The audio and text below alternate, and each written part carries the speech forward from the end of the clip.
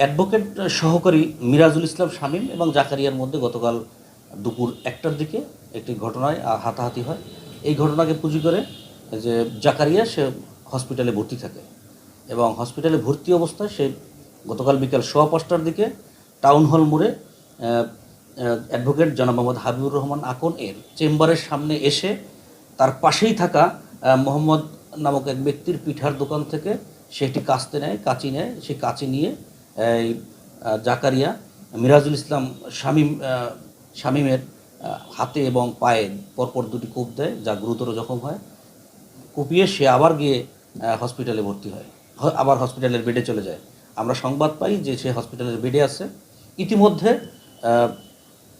জখমের পক্ষ থেকে থানায় একটা অভিযোগ দেওয়া হয়, মামলা রুজু করি এবং তৎপ্রেক্ষিতে হসপিটালে গিয়ে আমরা আসামি জাকারিয়াকে হসপিটালে পাই। তাকে সেখান থেকে আমরা গিয়ে যখন ডাক্তারদের সাথে আলোচনা করি যে সে হসপিটালে ভর্তি থাকার মতো যোগ্য কিনা, ডাক্তার যখন বলে যে না, তার হসপিটালে থাকার প্রয়োজনীয়তা নেই, তাকে ওখান থেকে রিলিজ প্রদান করা হয়।